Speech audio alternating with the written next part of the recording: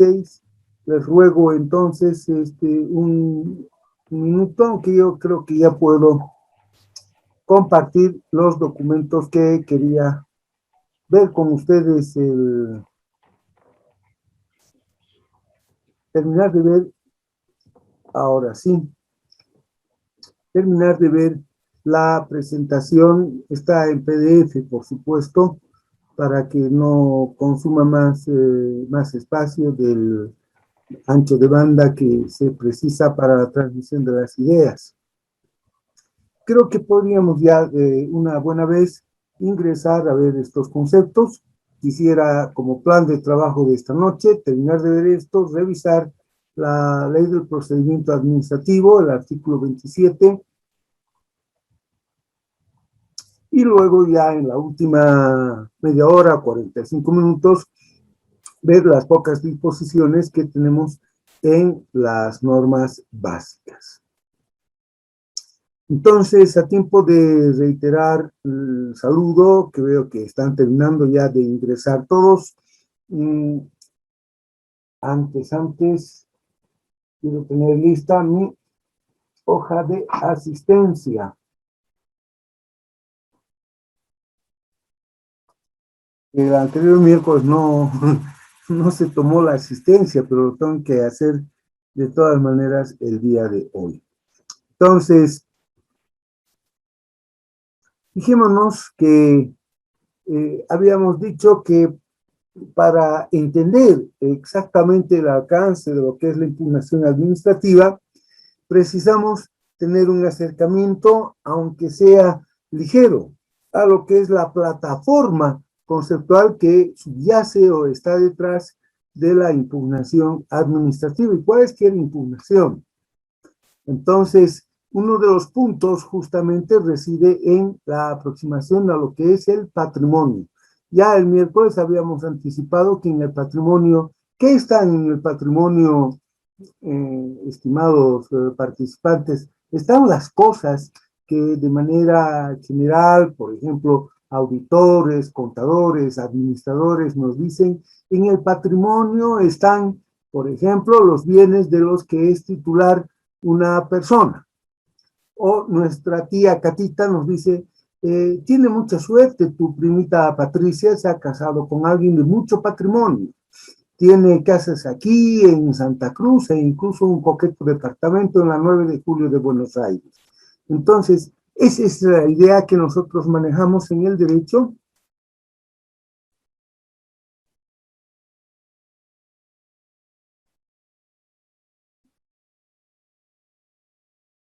¿Qué es lo que hemos dicho a propósito del matrimonio en la última oportunidad? Porque la tarea que ustedes tenían era la de investigar un poco sobre los derechos subjetivos, ¿no es cierto? Pero para entender exactamente los derechos subjetivos, previamente es necesario hacer alguna referencia al patrimonio. Doctor Flores, ¿cuál es la idea o noción que nosotros manejamos en lo que toca al patrimonio? Buenas noches, doctor. Patrimonio vendría a ser el conjunto de derechos, bienes, obligaciones que tiene una persona y que es valuable en dinero. Muy bien. Precisamente esa es la idea, ¿no? No es el reservorio de los bienes, sino los derechos subjetivos. Y entre los derechos subjetivos hacemos una distinción sobre lo que son los derechos subjetivos reales y los derechos subjetivos personales o creditorios u obligacionales, o de crédito, o simplemente obligaciones. Entonces, la configuración del patrimonio es el punto de inicio del examen de los efectos jurídicos del acto administrativo. Cuando se habla de un acto administrativo, nosotros tenemos que hacer referencia a alguna decisión, en este caso una decisión unilateral de una manifestación del poder público, cuál es alguna de las administraciones del poder público que toca, que afecta, para bien, para mal, para excelente, para algo pésimo, pero que modifica, ¿no?, el contenido de lo que está dentro del patrimonio. Enseguida volveremos sobre este tema. no sin antes decirles que esta es precisamente la idea generalizada y la que encontrarán ustedes en todos los textos sobre la materia, ¿no? El acto administrativo, dicen, es una manifestación unilateral de la voluntad, pero luego y a continuación, en lo que parece ser un juego esotérico de palabras, expresiones o giros, dicen los autores, y que tiene efectos jurídicos. Pero si bien lo de manifestación unilateral de la voluntad queda claro, e inclusive con ustedes habíamos anticipado desde el inicio, desde el minuto cero, que lo que se iba a ver en este módulo era el contrato y luego el acto administrativo, no queda claro de la misma manera que debe entenderse por efectos jurídicos. Y cuando nosotros vamos al artículo 27, que seguramente alguno de ustedes ya está revisando en la ley del procedimiento administrativo, nos encontramos con que en el primer parágrafo, a mitad de la exposición de ese trecho normativo, tenemos la expresión que produce efectos jurídicos sobre el administrado. Y entonces, todas nuestras mejores intenciones de poder acceder de la mejor forma posible a la comprensión de lo que es el acto administrativo se diluye, porque, y eso también les dije el día miércoles, ¿no? La idea de qué debe entenderse por los efectos jurídicos implica necesariamente que antes tengamos que estudiar el patrimonio para poder luego comprobar con ejemplos prácticos, que eso es lo que haremos de aquí hasta las 8:30, ¿no? ¿Cuáles son esos efectos jurídicos que hemos anticipado? Implican una afectación patrimonial, es decir, se toca el patrimonio. Esta decisión unilateral que tiene alguna de las administraciones o el ente que está ejerciendo función administrativa, impacta positiva, negativamente, como ustedes quieran, pero impacta, varía, altera, modifica la composición del patrimonio. Si esto es así, entonces estamos en presencia de un acto administrativo. Si no hay esa afectación, si no hay esa impactación, si no hay esa modificación del contenido patrimonial, entonces no hay un acto administrativo. Puede haber lo que ustedes quieran que haya, pero no hay exactamente un acto administrativo. Pero bueno, ya me estaría yo adelantando a los conceptos. Iremos a ver lo siguiente.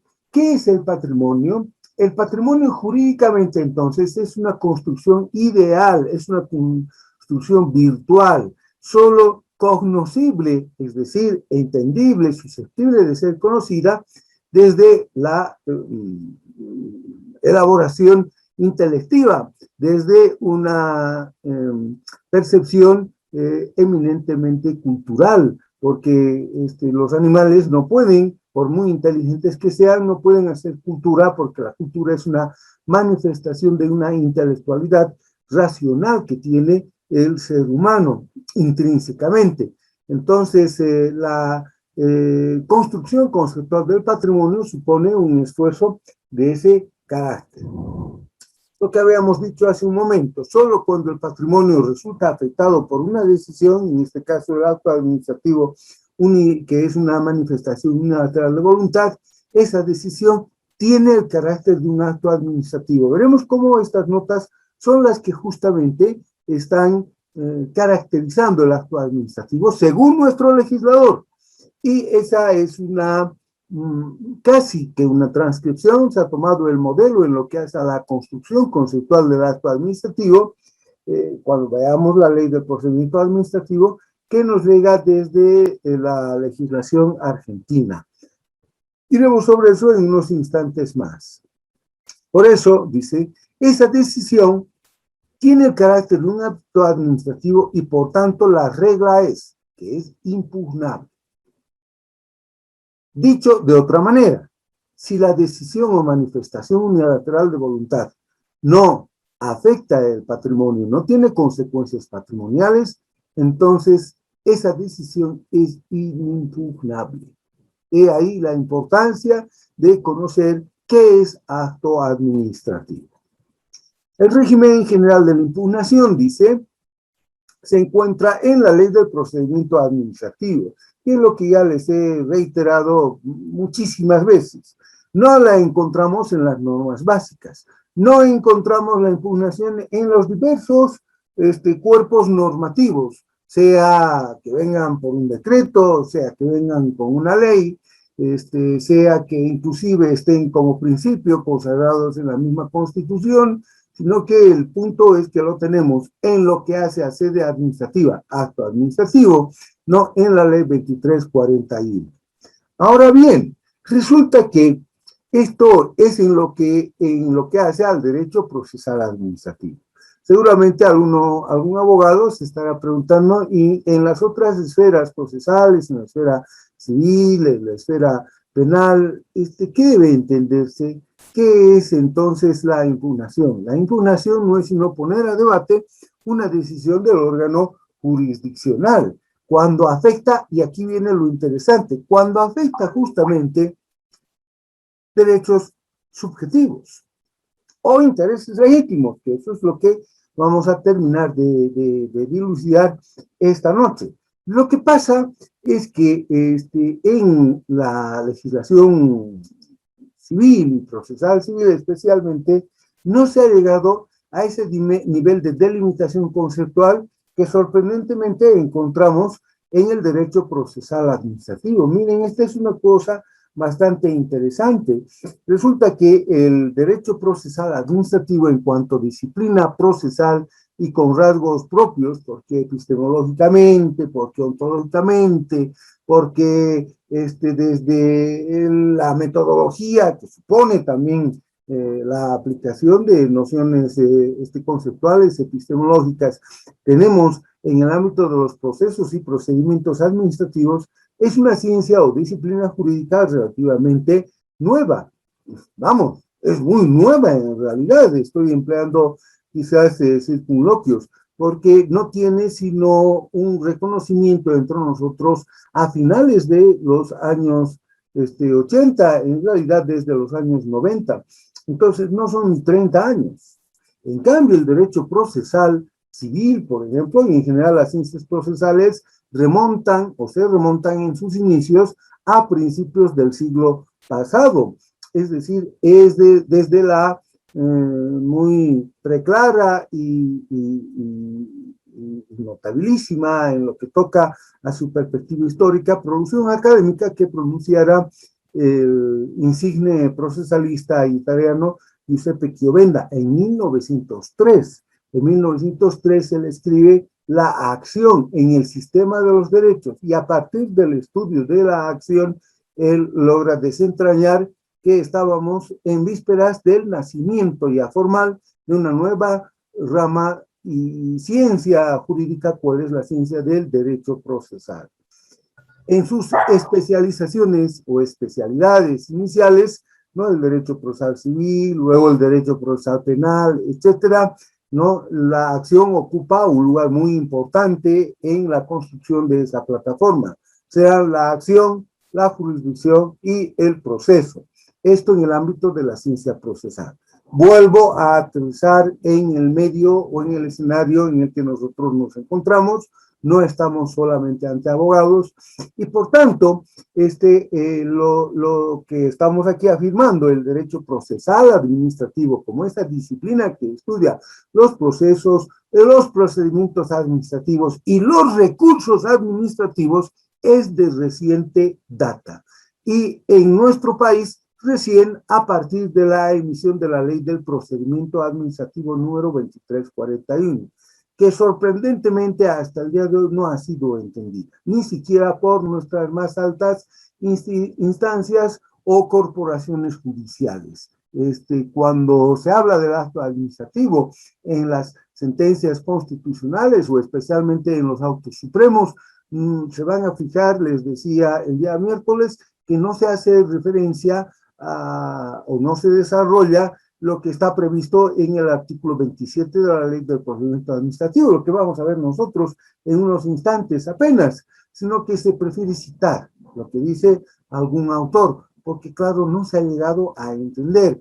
Hay un par de trampas, ¿no?, que hacen imposible el cabal entendimiento del alcance, reitero, conceptual de lo que es el acto administrativo de la Ley 2341. Ahora, la Ley 2341, recogiendo todas las ideas que habíamos formulado hace unos instantes, ¿no?, hace una referencia continua a los derechos subjetivos e intereses legítimos. Pareciera un tanto, incluso hasta bobalicona, por la insistencia, ¿no?, que tiene la ley de decirnos, y los derechos subjetivos e intereses legítimos, y los derechos subjetivos e intereses legítimos, en varios trechos, disposiciones que tenemos en la ley 2341. Y eso es lo que hasta ahora ha quedado como en una nebulosa. Para entender ese giro hay que ver lo que es el patrimonio. Por si acaso, miren ustedes, miren en el artículo primero, dice C, regular la impugnación de actuaciones administrativas que afecten derechos subjetivos e intereses legítimos de los administrados. ¿Se fijan? Miren luego en el artículo cuarto, cuando vimos nosotros los principios generales de la actividad administrativa, ¿no?, vamos a encontrar algunas expresiones que nos acercan a la noción del acto administrativo. Miren, por ejemplo,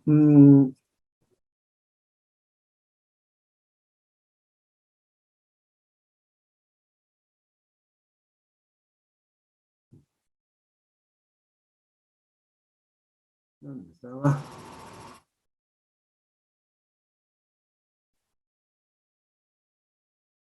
Esto, el principio de autotutela, si está en el segundo, como estoy buscándolo al final. La administración pública, miren, dicta actos, y fíjense ustedes la frase, que tienen efectos sobre los ciudadanos. Esto es, que tienen efectos sobre los ciudadanos. Si tienen efectos jurídicos, entonces es un acto administrativo. Y miren, y podrá ejecutar según corresponda y por sí misma, autotutela, por sí misma lo va a hacer, sus propios actos. No nos está diciendo exactamente que estamos ante actos administrativos, pero debiera sobreentenderse que a eso se está refiriendo el legislador. Ese micrófono, ¿quién está, por favor, con el micrófono abierto?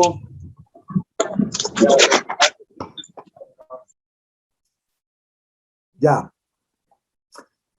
Lo que quería decirles, en las redes sociales he estado viendo en Facebook uno de los grandes o de los abogados más cuidadosos, estudiosos y que está en ese cuerpo reducido de aquellos que divulgan la ciencia del derecho, es el doctor Lima, no el que es ministro de Justicia, sino Alan Lima, no sé si será su pariente, pero es un abogado relativamente joven, debe estar en sus 50, 40 y pico, 50 años, y que con cierta frecuencia difunde también obras, en especial de autores peruanos, que son en América quienes más han trabajado sobre el derecho procesal administrativo. Y entonces a lo que voy, ¿no? En alguna ocasión él ha hecho referencia a uno de los abogados que ha estado divulgando, creo que es Carlitos Quispe.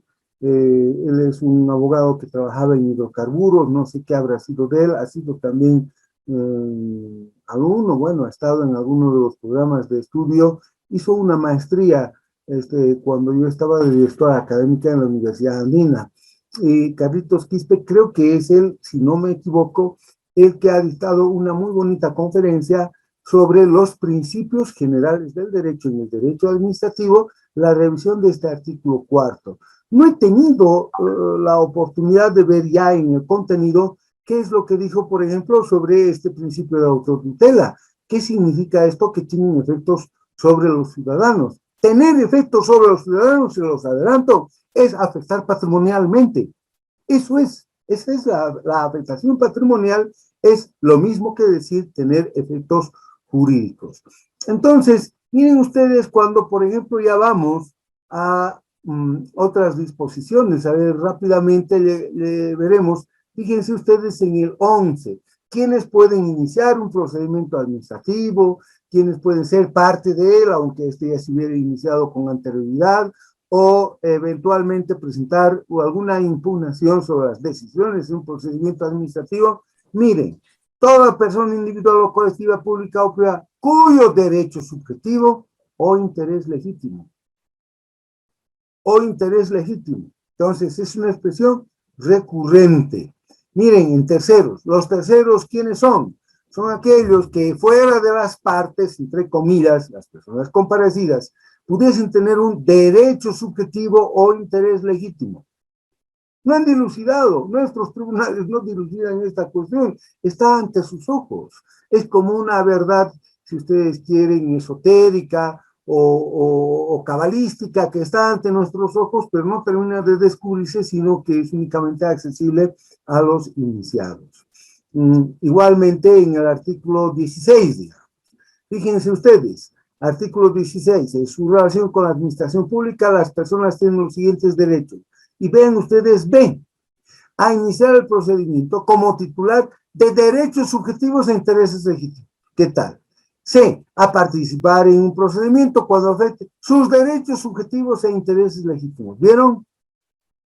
En el Código Procesal Civil, y eso es lo que yo les reprocho, porque debieron haber sido un poco más generosos en su visión procesal, debieron recibir de parte del derecho procesal administrativo lo que entre nosotros, en el ámbito procesal administrativo, ya es una construcción casi terminada, la del acto administrativo, la de la impugnación, y lo que son los derechos subjetivos e intereses legítimos, como el contenido, ¿no?, de la afectación de una decisión del poder público. Para nuestro caso, en el ámbito administrativo, de alguna de las administraciones. Si estamos estudiando la contratación, si la administración o el ente que ejerce función administrativa no dicta alguna decisión, una manifestación unilateral de la voluntad que afecte el contenido patrimonial, esto es derechos subjetivos e intereses legítimos, entonces estamos ante una decisión impugnable, estamos ante un acto administrativo. Esa idea no la han explotado. ¿Y qué es lo que dicen en el Código Procesal Civil? Dicen, ¿no?, toda aquella persona que tenga interés. Pero la expresión interés es una expresión demasiado amplia, no es una expresión lo suficientemente precisa como, ¿no?, la que nosotros estamos trabajando. Entonces, miren ustedes que esto es así, y es más, inclusive, a ver, me voy a ir al 56, donde tenemos los recursos administrativos. Estoy viendo la ley de procedimiento administrativo. Miren, los recursos administrativos proceden contra toda la clase. Esta es una norma general. Nos vale también para nosotros. No es que no nos vale o me vale lo que diga la ley. Ese sería un punto de vista no solamente mezquino, sino injusto contra quien la está pronunciando, porque se está privando de conocer lo que en las normas básicas, en la contratación administrativa, debiéramos nosotros conocer. Los recursos administrativos, entre ellos el recurso administrativo de impugnación, proceden, dice, contra toda clase de resolución de carácter definitivo o actos administrativos que tengan carácter equivalente. Claro, es una redacción un tanto confusa, algo cantinflesca, siempre que dichos actos administrativos, y esto es aquello que nos interesa a nosotros, a juicio de los interesados, de aquellos que se ven involucrados, digamos, afecten, lesionen o pudieran causar perjuicio a sus derechos subjetivos o intereses o intereses legítimos. ¿Qué tal? Entonces, la plataforma conceptual de la impugnación, así sea la del recurso administrativo de impugnación en el ámbito de la contratación estatal, parte justamente de la ley 2341. Volveré a nuestro tema. Hemos dicho que, a diferencia de lo que entienden los contadores o en general en las ciencias financieras, que no ingresan al análisis de los derechos, sino simplemente al reconocimiento de los efectos, en este caso contables o financieros, ¿no?, de lo que se hace, reconoce cuáles son las titularidades que deben estar, o en su caso los alcances de lo que debe contemplarse en la contabilidad, el debe y el, señores, auditores, contadores. A ver, Eso, el debe y el haber. Eso es lo que ahora vamos a ver. El haber. Solo que dice, muy bien, solo que desde una perspectiva jurídica. Por eso dice aquí derechos subjetivos e intereses legítimos. Entonces, ¿qué es el patrimonio? El patrimonio es una construcción cultural en el derecho, vuelvo a insistir una vez más, y que tiene dos facetas. El haber, la faz pasiva, el debe y el haber. El debe, las obligaciones y, por supuesto, la faceta activa, el haber, aquello que no está sujeto, ¿no?, o no está reatado a favor de un tercero. Permítanme ir a mi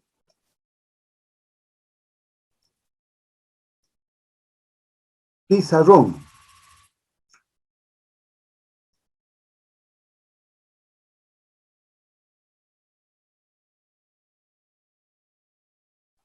Voy a dibujarlo entonces bastante grande.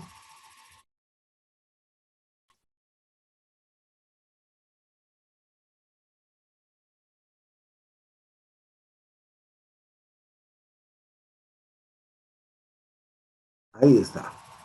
Entonces, este es mi sujeto de derecho. Esta pues una persona natural. Creo que en la anterior ocasión, Ernesto, yo estaba tomando su persona como ejemplo, ya, digamos, Ernesto Flores, o puedo ser yo, o puede ser también una persona jurídica. Podría ser la asociación de tenis de mesa, ¿no?, de Cochabamba, o podría ser Hansa Limitada, o podría ser el Estado, o la Iglesia Católica, que son entes, ¿no?, en los que se evidencia una configuración asociativa de intereses de personas naturales y que por ello son personas jurídicas o morales. En algún libro también se dice, especialmente en la escuela española, se habla de las personas morales. Es lo mismo, personas morales, personas jurídicas, y las personas naturales como cualquiera de nosotros. Entonces decíamos en nuestra primera aproximación, por ejemplo, no es que haya una relación jurídica, sino que hay, diremos más bien, una vinculación. Es decir, ejemplo, habíamos dibujado una casita, ¿no? Entonces, habíamos dicho, nuestro sujeto de derechos dice, yo soy propietario de un bien inmueble consistente en un lote de terreno, en no sé qué lugar, donde se ha levantado una vivienda unifamiliar de 2 pisos. Los datos que encontramos nosotros en el catastro y especialmente en la matrícula del folio real, en derechos reales, ¿no?, cuando se asigna un código para evidenciar que hay un derecho de propiedad. Entonces, este sujeto de derechos tiene ese derecho de propiedad. Enseguida vamos a precisar con un poco más de cuidado. Podría ser también más fácil dibujar con estos lapicitos. Yo extraño, la verdad, las clases presenciales porque en el pizarrón se puede correr. Es usufructuario del 5B. Este es el 5B, un departamento en propiedad horizontal, 5B, departamento, en el edificio Las Palmas de la avenida 20 de octubre, en la ciudad de La Paz. Es usufructuar de este departamento. También podríamos decir que tiene atribuido un derecho de propiedad sobre una vagoneta Toyota Caldina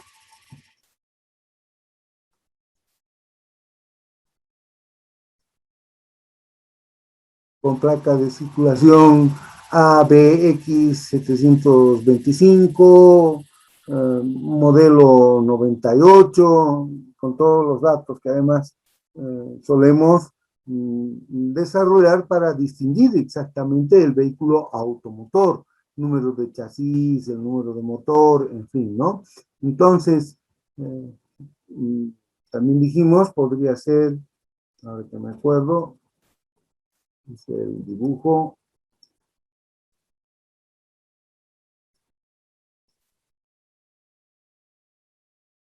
Y aquí hay unos numeritos. Entonces, dijimos, es titular de una línea telefónica. ¿Dónde se inscriben las líneas telefónicas? En Santa Cruz.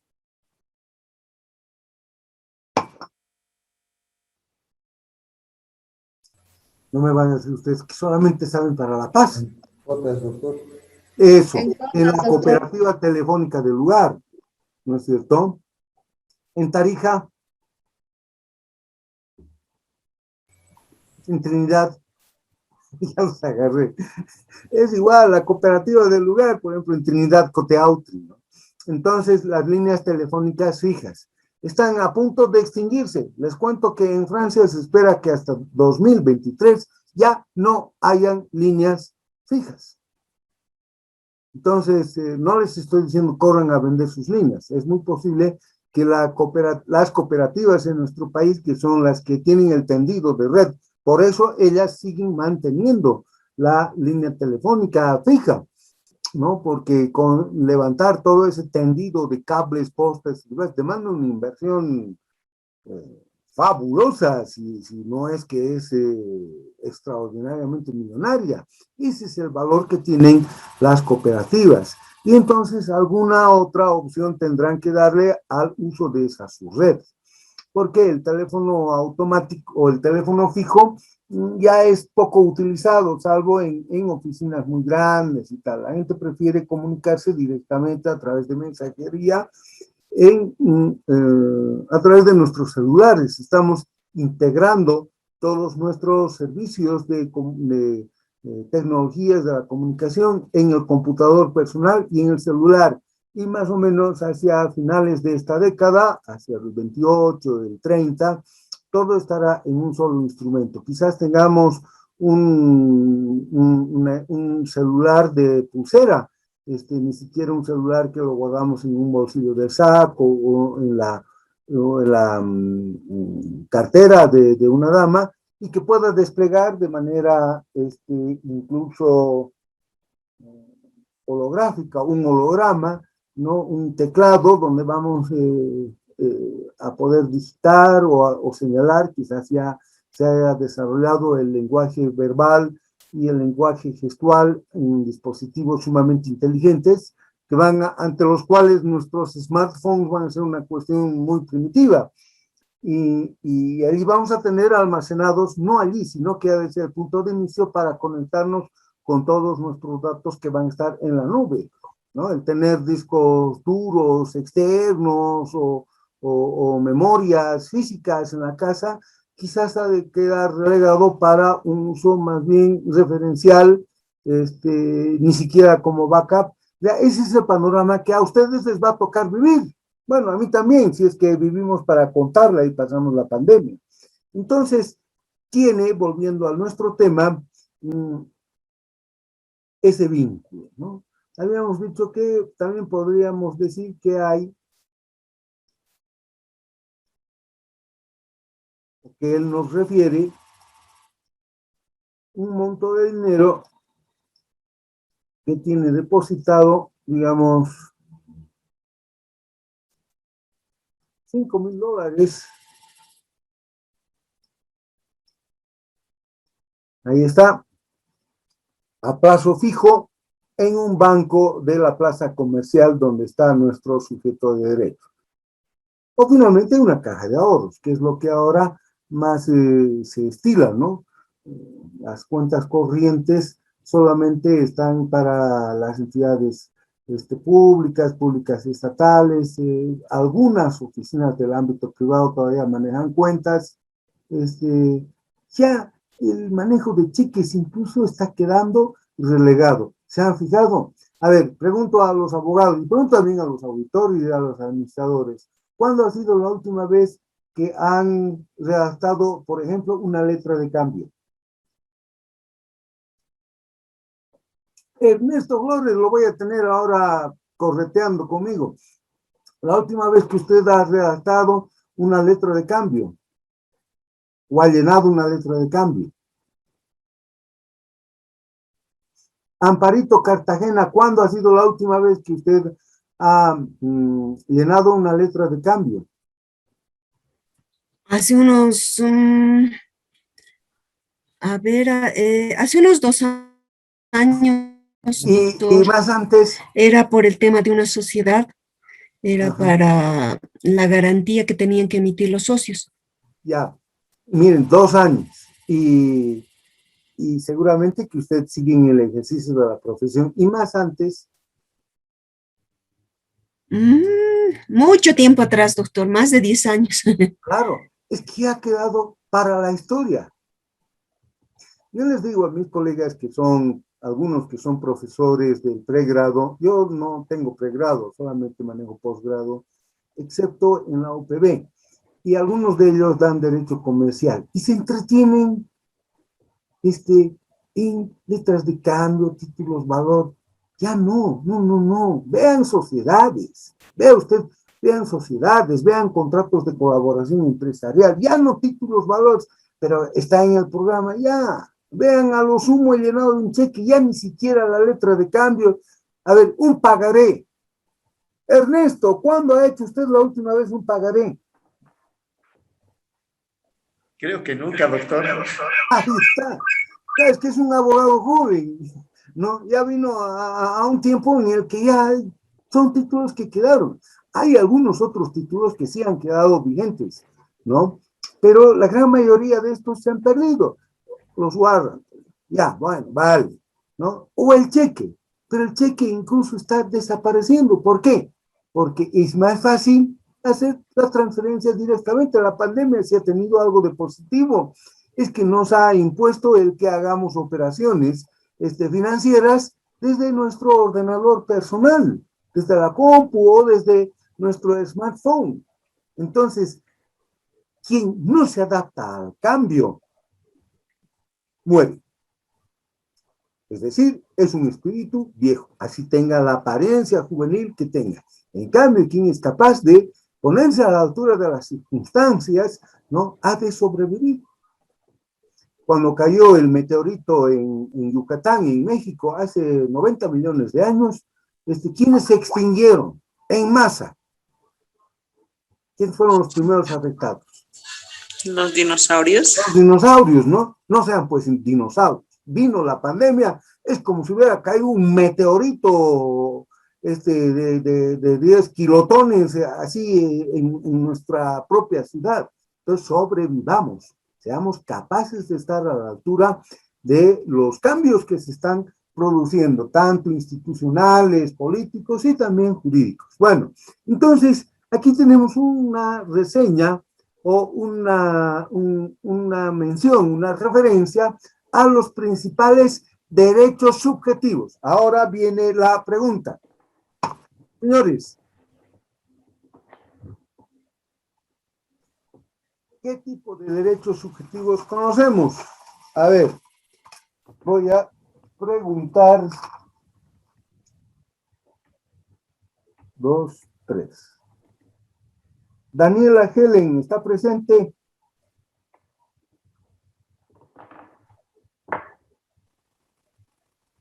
No está presente.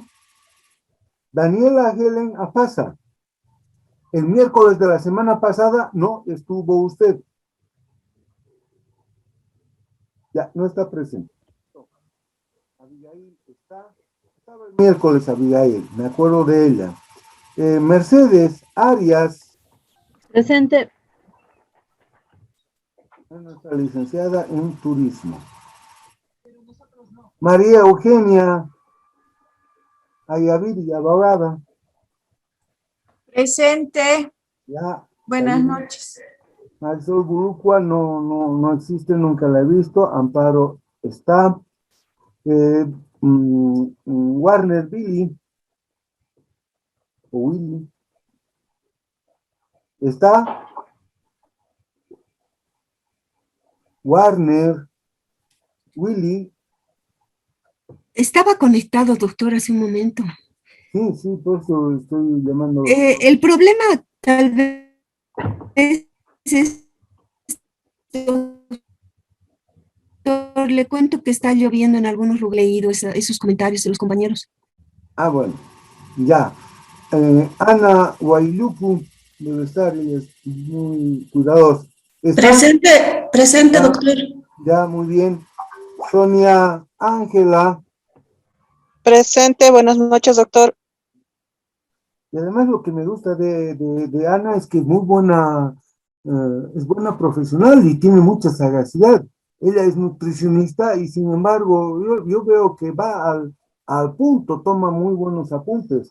No crea que esas cosas pasan desapercibidas. Silvia, Janet, Presente, doctor. Buenas noches. muy buenas noches. Víctor Hugo Nájera, ya no volvió a aparecer, ¿no? Pamela Susan, Presente, doctor. nuestra contadora. Ruth Elizabeth, Presente, doctor. ya. Jocelyn Peñaranda, Presente, doctor. Buenas noches. editora, ¿cómo está? Dagner Daniela,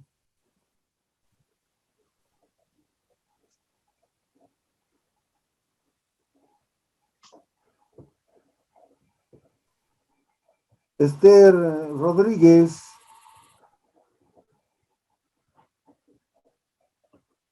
Buenas noches, doctor, presente. ya. Pedro Raúl Salgado, Presente, doctor.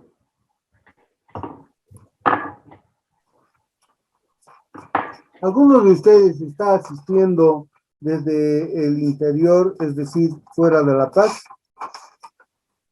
Sí, yo desde Santa Cruz. Doctor, buenas noches, disculpe. Sí, Wagner, no, ya le puse presente, te quédese tranquilo. Sí, disculpe, el granizo no me ha dejado tener problemas, disculpe, gracias. No, está bien. Dagner Daniela es la única que la tengo aquí pendiente. Sí, doctor, yo estoy desde Santa Cruz de la Sierra. Ah, Villavicencio, usted es de Santa Cruz. Ah, ya. Así es, doctor. Qué bien. Mario Usqueda. Presente, doctor, buenas noches. Muy buenas noches. María Isabel Vázquez, auditora.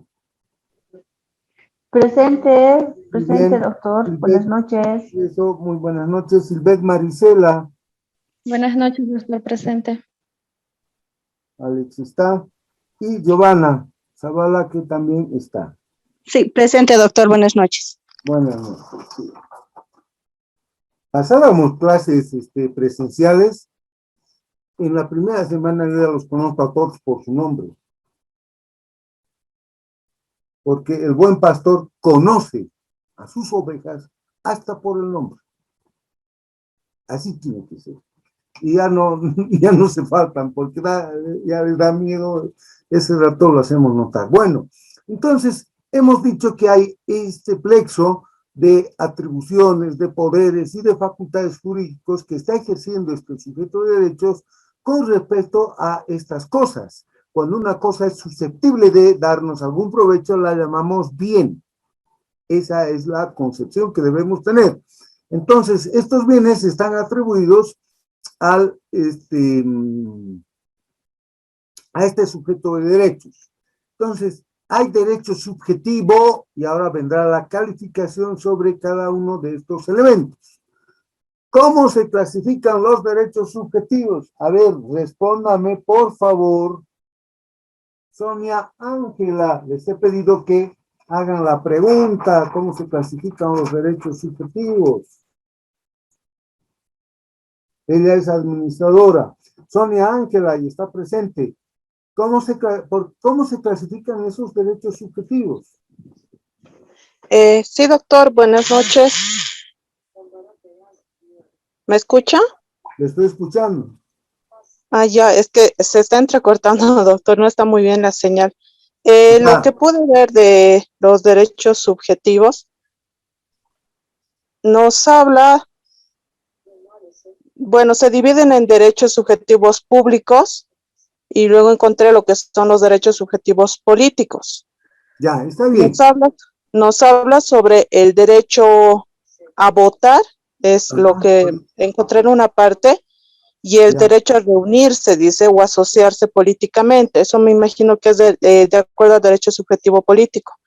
Luego hay una parte que encontré que el derecho en sí, subjetivo, es la facultad y la potestad jurídica de las personas por razón de una naturaleza, de un contrato o una causa admisible. Eso respecto al área de derecho. Ya. También. Muy bien. No, está bien, su tarea. Yo no dudo alguna, no dudo de manera alguna. Lo que pasa es que si se van a fijar, si se han fijado, no, hay varias clasificaciones. La que a nosotros nos interesa es la clasificación de los derechos subjetivos desde un punto de vista patrimonial, porque desde un otro punto de vista en relación al ámbito en el que se ejercen, tenemos derechos subjetivos públicos, públicos estatales, derechos subjetivos privados o de ejercicio privado, pero la que nos interesa es la clasificación en función al contenido patrimonial, y esa clasificación es derechos subjetivos reales, ahora sí, que implican un dominio o el alcance de facultades, de poderes jurídicos, de potestades, ¿no?, del sujeto de derechos sobre un bien. Entonces, sobre la casa. Si es propietario, entonces él dirá, ¿no?, tengo el derecho a usar, a gozar, a disfrutar y aún a disponer. Ah, entonces soy propietario, porque es un haz de tres derechos que confluyen. El de la utilización, no del uso, porque el uso es un derecho real diferente. El del disfrute o goce, el poder recoger los frutos. Y el de disposición, transferir, donar, regalarlo, permutarlo o finalmente darlo en garantía. Eso se llama enajenación. Entonces, el derecho subjetivo real. Por consiguiente, los derechos subjetivos se dividen desde el punto de vista patrimonial en reales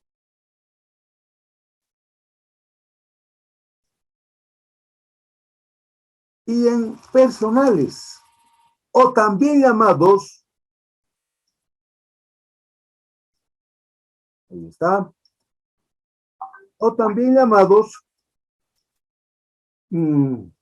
derechos subjetivos de crédito o creditorios, es lo mismo, o derechos subjetivos obligacionales u obligaciones. Entonces, ¿no?, desde el punto de vista patrimonial, solo hay estos.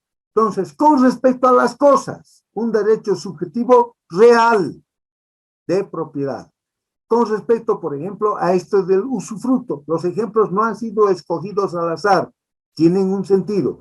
Un derecho subjetivo real de usufructo. El usufructo es otro derecho real. Entonces, por lo menos, en esta ocasión, en los 45 minutos restantes que nos quedan, vamos a hablar con el nombre completo, como debiera llamarse. Deberíamos llamar derecho subjetivo real de propiedad, derecho subjetivo real de usufructo, derecho subjetivo real de propiedad. Aquí la diferencia es porque si bien estos son bienes inmuebles, aquí tenemos un bien mueble sujeto a registro, un vehículo automotor. ¿Me está comprendiendo Alex Villavicencio allá en Santa Cruz? Sí, doctor. Está Ya, correcto. eso, ya, Sí, vale. sí. ¿Quién más está en el interior del país que no esté en La Paz? A eso me refiero. Yo, doctor Ruth Padilla. Ah, usted, Ruth Elizabeth, está en Tarija. No, Ya. Santa Cruz.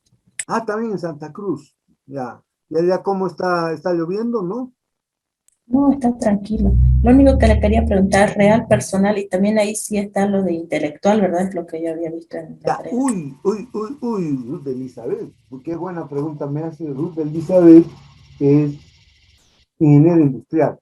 Ya, supuestamente es una categoría intermedia entre reales y personales, los intelectuales.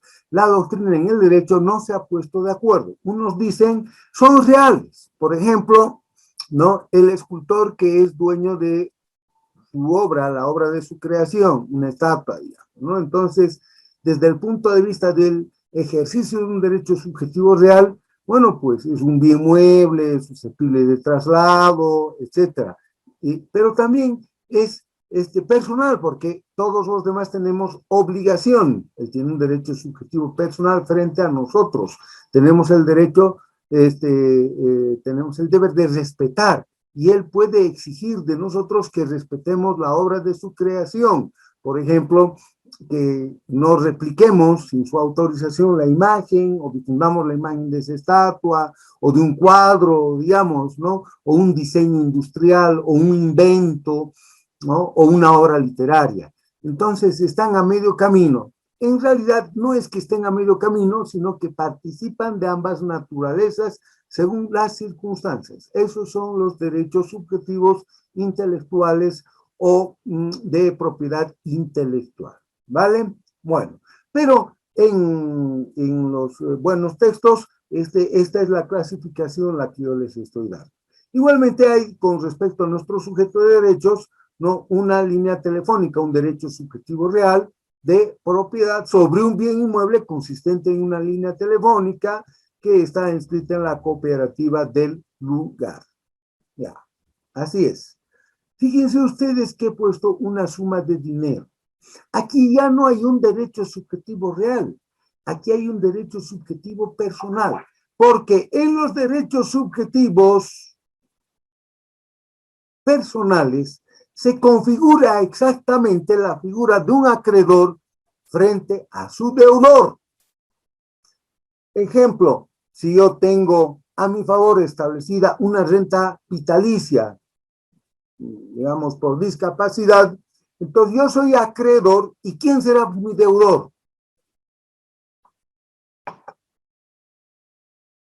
Si yo cada mes puedo ir al banco, o cada año creo que les pagan 5 o 7 mil bolivianos a los discapacitados, ¿quién es el deudor? La entidad financiera.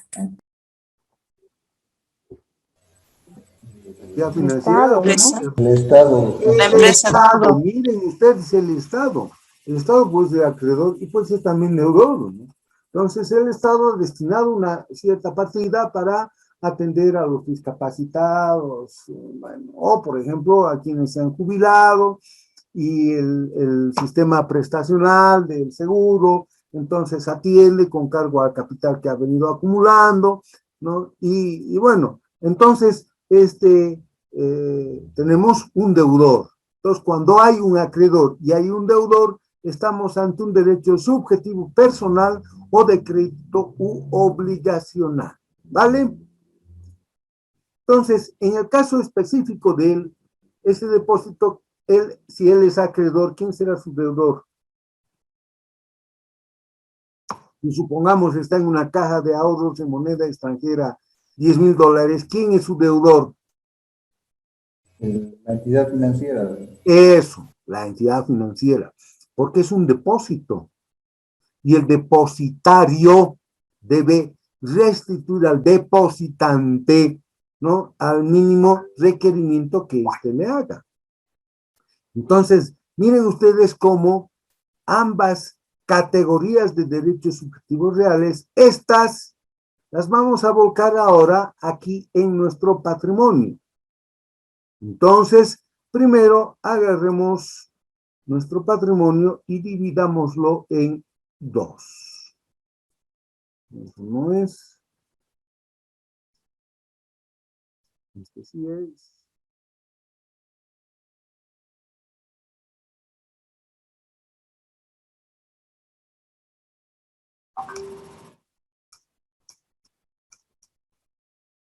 ¿Listo? Entonces, ahora sí voy a hacer la división. A la izquierda voy a poner entonces la faceta positiva. ¿Cómo se llamaría eso en el ámbito contable? ¿Se llamará debe o se llamará haber? Debe. En la faceta activa estoy diciendo a la izquierda. A ver. Haber. Ese es el haber. El haber. Es decir, la faceta positiva. Entonces, si esto es así, a la derecha vamos a poner la faceta negativa. Aquí sí está el debe.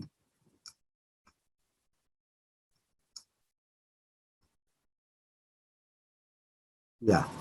Entonces, estos derechos subjetivos reales o personales los iremos poniendo aquí. Por ejemplo, con respecto a este bien inmueble, pondremos entonces 1. Derecho subjetivo real de propiedad sobre un inmueble, Ayúdenme con el número 2. ¿Qué pondría? Referido al departamento que está en usufructo. ¿Qué pongo? Nombre completo. Derecho subjetivo real de usufructo.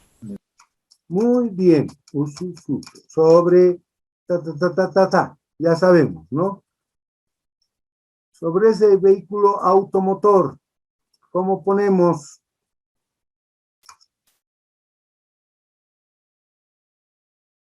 ¿Cómo ponemos nombre completo? Derecho subjetivo copropietario. ¿Está en copropiedad con alguien? Es un vehículo solamente, salvo que fuera un vehículo que ha adquirido con su esposa y que, bueno, es producto de los gananciales, de la primera ganancializa, que no es ese el caso que les he dado. Nombre completo, derecho subjetivo real de uso, de utilización. de propiedad. De ¿no? propiedad. Sobre el vehículo, ya. Entonces, y así sucesivamente. Ahora, con respecto a esta suma de dinero, ¿qué pondría?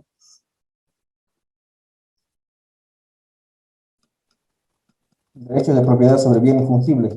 Derecho, nombre completo, por favor, derecho. Subjetivo. Ya. Bien fungible. Real no es. Sería de obligación a favor de... Ya, derecho subjetivo obligacional o derecho subjetivo personal o derecho subjetivo creditorio. No es un derecho subjetivo de propiedad. En el lenguaje común, digamos, yo soy propietario de tengo, mejor aún, tengo dinero en el obligación banco. a favor del titular, ¿no? Eso. Entonces, personal sobre una suma de dinero, ¿no? Una suma de dinero. Entonces, listo. Muy bien. Aquí en obligaciones, miren, en obligaciones, en el debe, vamos a hacer una otra distinción. Vamos a distinguir lo que son, esto ya es novedad incluso para los abogados, deberes y lo que son obligaciones. No es lo mismo. Les cuento, aquí voy a dibujar algo muy interesante. Esta es una distinción que la hace un autor italiano que se llama Giorgiani, Escuela Italiana del Derecho Civil. Y él dice, el conjunto grande son los deberes y hay un subconjunto que son las obligaciones. ¿Cuál es la nota característica de las obligaciones? Es que estas son susceptibles de medirse patrimonialmente en un monto de dinero. Ejemplo, el que aquí hemos puesto. El Banco Nacional de Bolivia tiene la obligación, ¿no?, de guardar, custodiar y en su caso devolver al depositante, nuestro sujeto, la suma de $5,000 que ha sido entregada o ha sido puesta en una caja de ahorro. ¿Vieron? Hay una medición en dinero. Alguien hace un momento dijo infungible. Ya, bueno, pues eso. Entonces, en el elemento que es intercambiable por excelencia, ¿no?, que es el dinero. En cambio, los deberes no tienen esa connotación patrimonial. Así, por ejemplo, si yo le pregunto, Ernesto, que hasta ahora no puede responderme una, ¿cuánto vale su honor, Ernesto?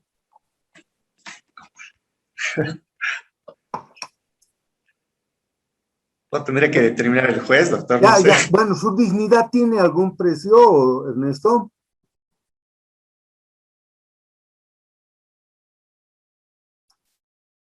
Su imagen no tiene. Entonces, todos estamos obligados a respetar la imagen, el buen nombre, la intimidad, el honor de los demás. Entonces, hay un deber que tenemos todos con respecto al titular de esa imagen, de esa intimidad y tal. Otro ejemplo, ¿cuánto vale el respeto a los símbolos patrios? Silvia Janet, ¿cuánto vale el respeto a los símbolos patrios? Contadora, ¿cuánto? El respeto a la bandera, ¿cuánto vale? Creo que no tiene precio eso, ¿no? No tiene precio. Muy bien. Entonces, más que decir tenemos la obligación de respetar la bandera, debiéramos decir técnicamente tenemos el deber de respetar el símbolo patrio, cuál es la bandera, el escudo, etc. Entonces, los deberes no tienen una medición patrimonial, las obligaciones sí. Hasta aquí, miren ustedes cómo estoy constituyendo el patrimonio. Yo lo estoy dando muy rápidamente, esto a mí me lleva unos 2 días por lo menos.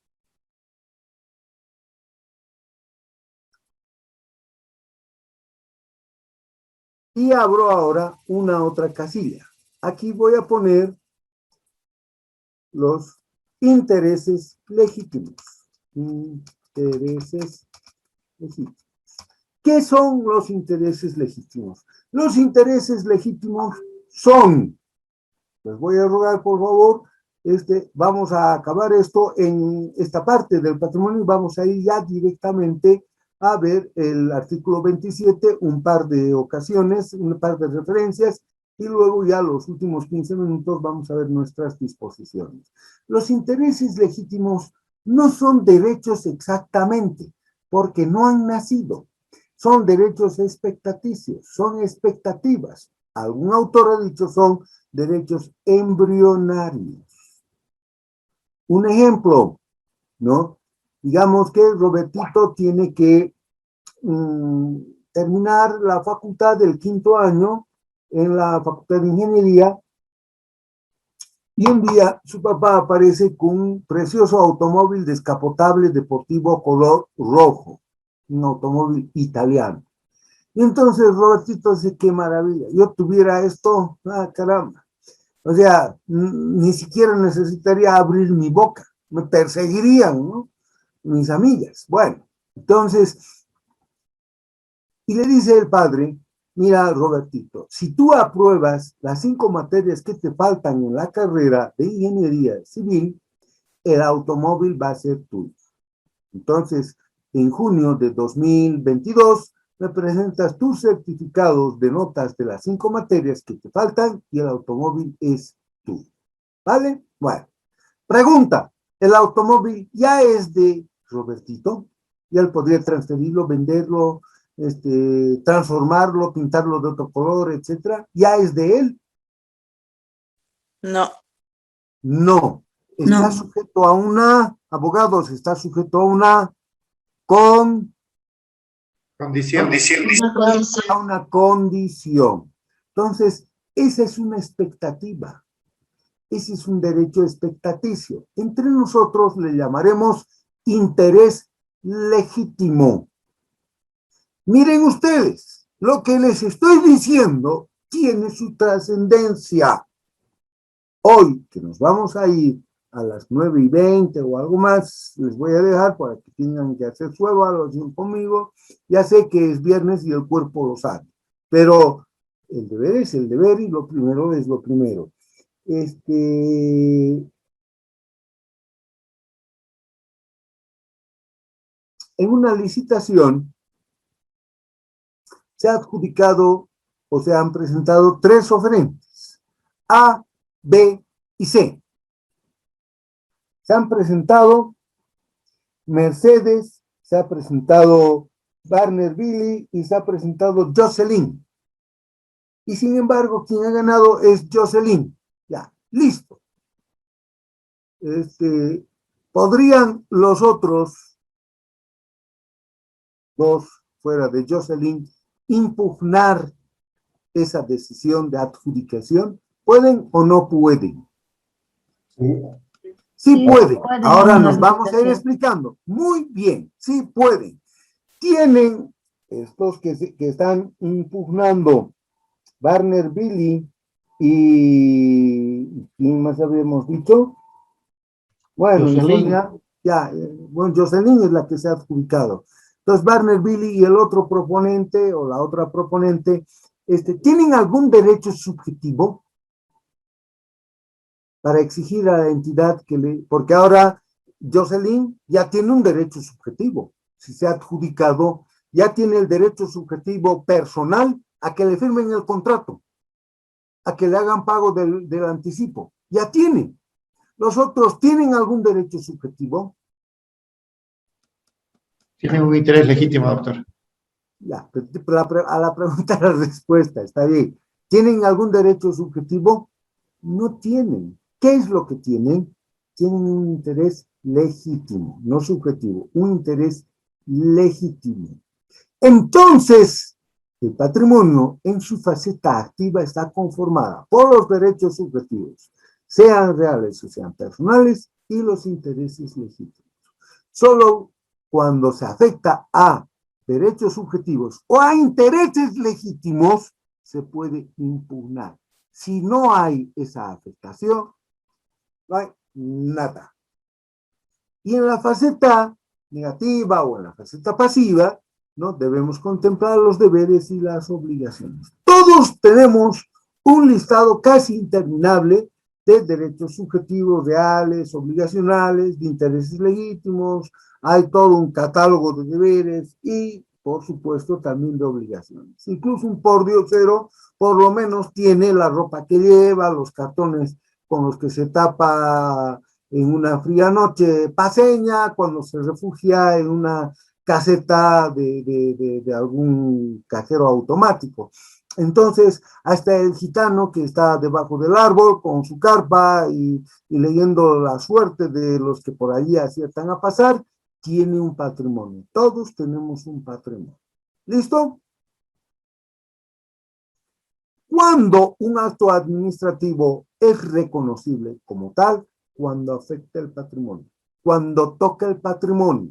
Ejemplo, si yo estoy tramitando una renta vitalicia y sale una resolución administrativa que me reconoce, ¿no?, esa renta vitalicia, yo seré a partir del mes que les puedo decir, digamos, a partir del mes, estamos en mayo, y me dicen, a partir del mes de junio puede usted ir a cobrar al Banco Unión. Ya. Entonces, cuando yo voy al Banco Unión, ¿quién es qué soy yo? ¿Quién me va a pagar primero? ¿Me va a pagar el banco? ¿El banco va a correr con los gastos de mi jubilación? ¿Quién me va a pagar? El Estado. En realidad, El Estado. Ya, digamos el Estado, ya pongámoslo así. Yo soy el acreedor. El sistema previsional en el que el Estado tiene una participación es el deudor. Es una relación que se va a mantener hasta el tiempo que yo esté con vida. Entonces, miren ustedes cómo se ha configurado un derecho. ¿Qué tipo de derecho? Nombre completo, derecho subjetivo real, o se ha configurado un derecho subjetivo. ¿Qué tipo de derecho subjetivo? Personal. Personal. Antes no había, ahora sí lo hay. Ha cambiado el patrimonio. Por tanto, la resolución administrativa que establece, ¿no?, una renta vitalicia a mi favor es un acto administrativo. La adjudicación es un acto administrativo, la que ha tenido a su favor Barnett Billy. Barnett Billy por de pronto ya puede exigir que le firmen el contrato. Y al firmarse el contrato ya podrá exigir que le hagan el pago del anticipo, previsto allí, el 10%. Entonces, ¿qué tiene a su favor Barnett Billy? Que antes no tenía. Un derecho, hablen en esos términos, un derecho subjetivo, Derecho subjetivo, personal. Claro, un derecho subjetivo personal. Miren, salió una ordenanza municipal y dice, ¿no? Se establece que los propietarios, y aquí está la relación que tiene este señor sobre la casita, aquí está la avenida, deben ceder en estos inmuebles, en esta acera, 1,5 metros con destino al ensanche de vía. ¿Es un acto administrativo o no es un acto administrativo? Es un acto administrativo. ¿Por qué? Porque está tocando un derecho subjetivo real. Subjetivo real de propiedad. Si antes era sobre 400 metros, ahora va a ser sobre 380.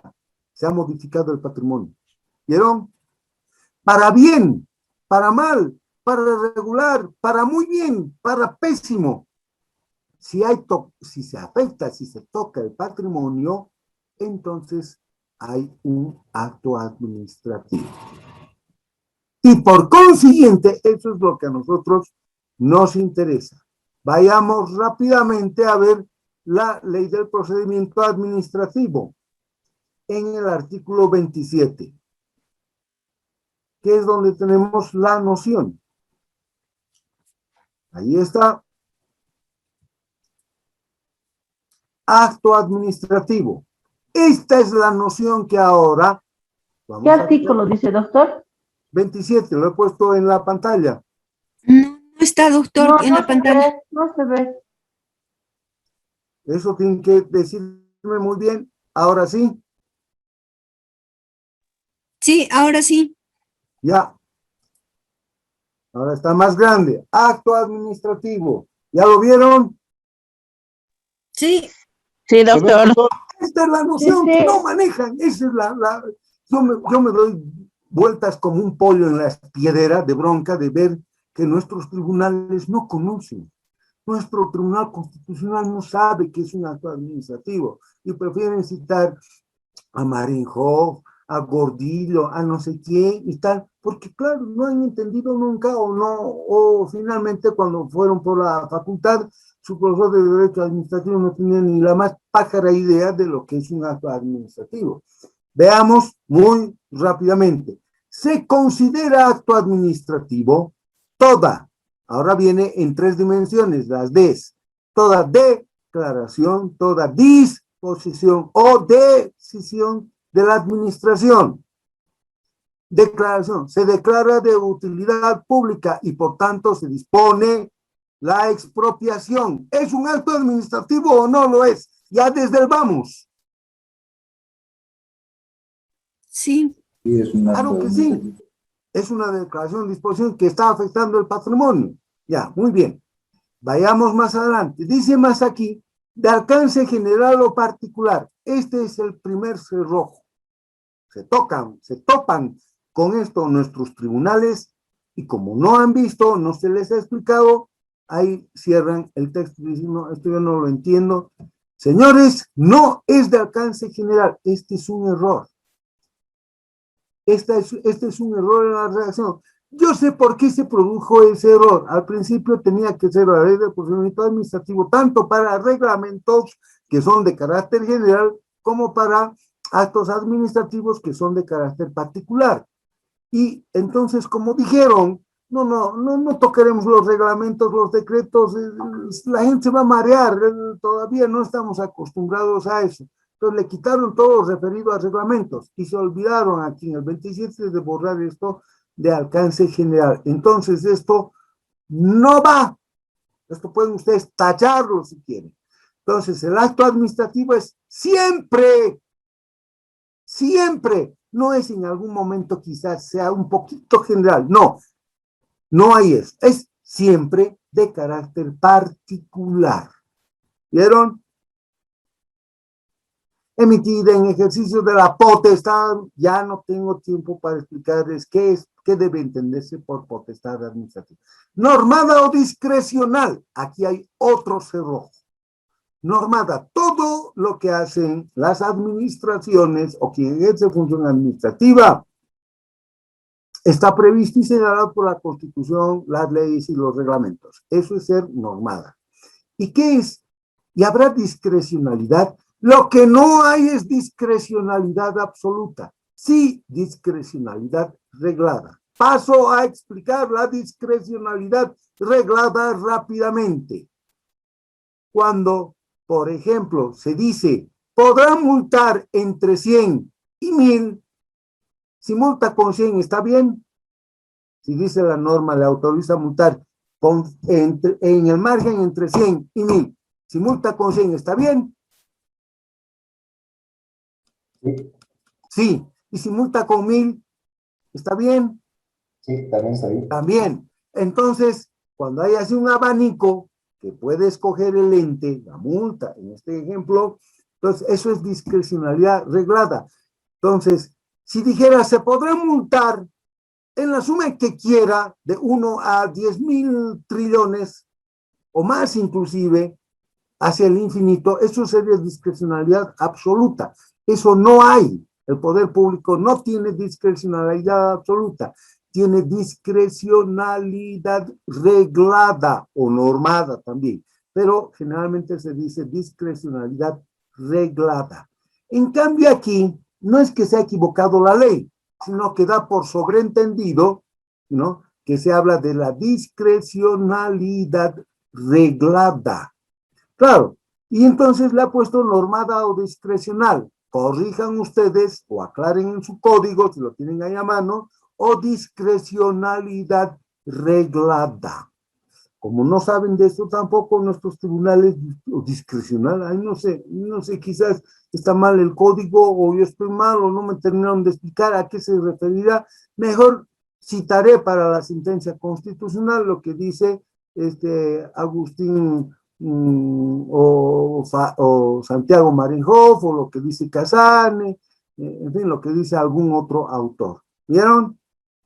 Cumpliendo con los requisitos y formalidades, hay un procedimiento que se debe seguir. Y miren la palabra clave, que produce efectos jurídicos sobre el administrado. ¡He ahí la clave, señores! Faltando apenas 3 minutos para las 9 de la noche, cerrándose, enseguida vamos a ver nuestras 4 disposiciones que tenemos en el régimen de impugnación. Esto que produce efectos jurídicos sobre el administrado no es sino lo que hace un momento hemos explicado. Y hace un momento hemos dicho, ¿no?, cuando impacta patrimonialmente. Esa es, cuando hay esa afectación jurídica, entonces hay un acto administrativo. No lo digo yo, lo dice el artículo 27. ¿Qué tal, señores? Ahora ya está claro. Ahora ya saben, lo que no saben, incluso jueces, qué significa todo esto, el artículo 27. ¿Quieren saberlo algo más? Vayan a un diplomado en Derecho Administrativo y quizás se encuentren conmigo y cuando veamos el acto administrativo lo tenemos que estudiar. De verdad que esto es así. ¿Alguna pregunta sobre este particular?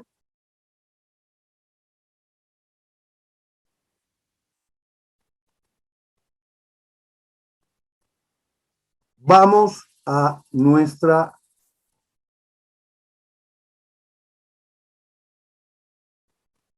normativa.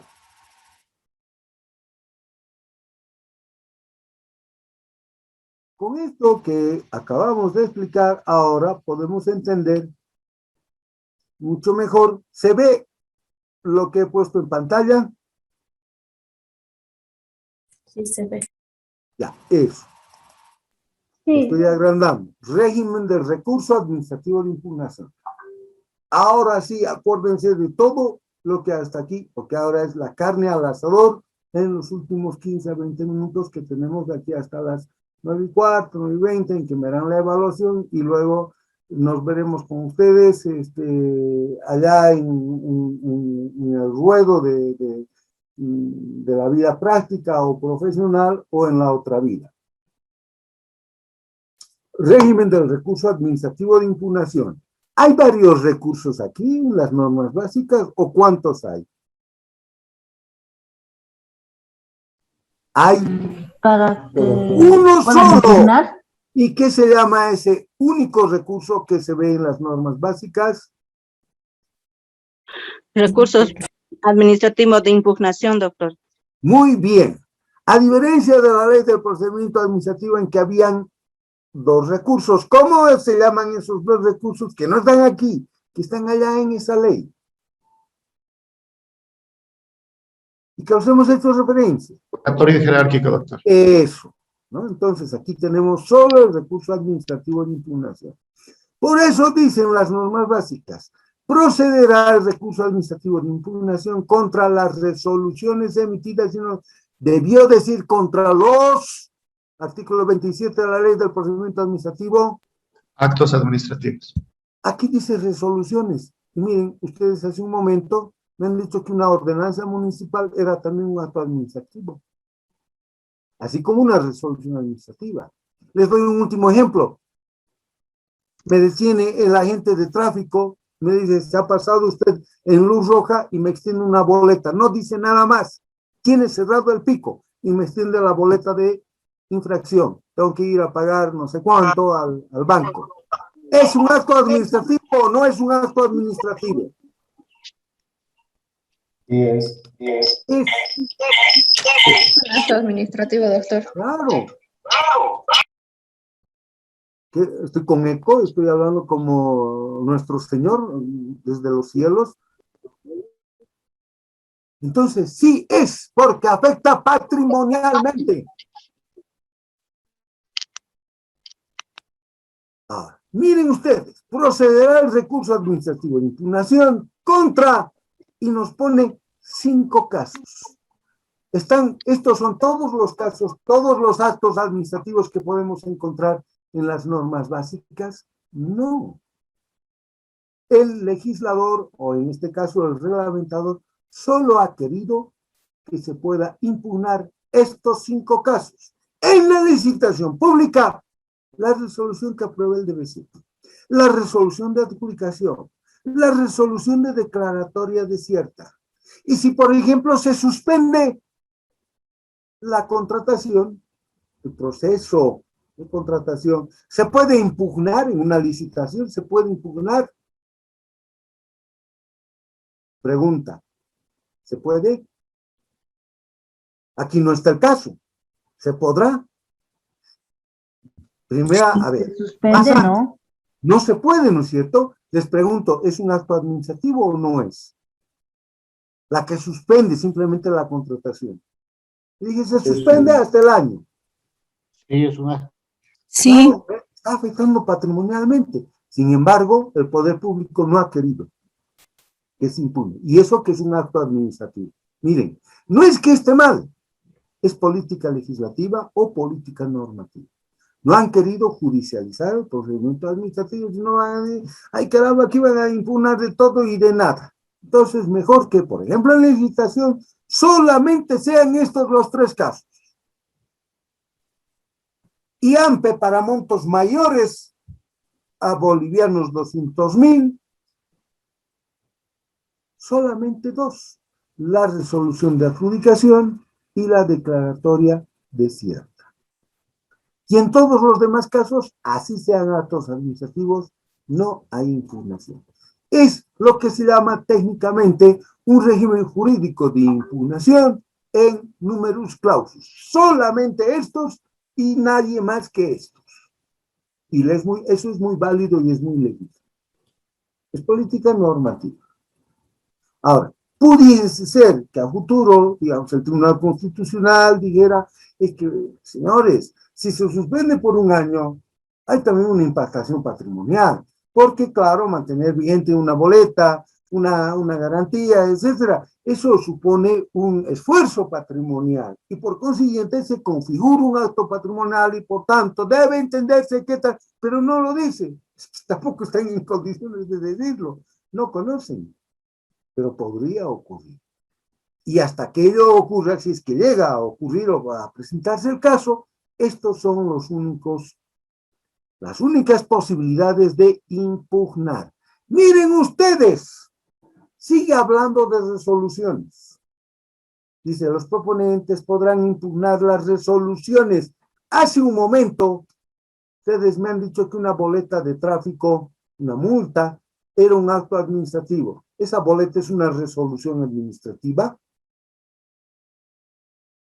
No. No es, ¿cierto? No es. Pero ustedes, sagaz y correctamente dicho, es un acto administrativo.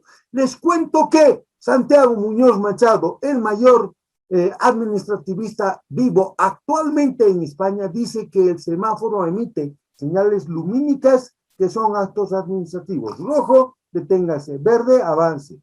¿Qué tal? No lo digo yo, lo ha dicho nada menos que el primer administrativista vivo en España. Un semáforo.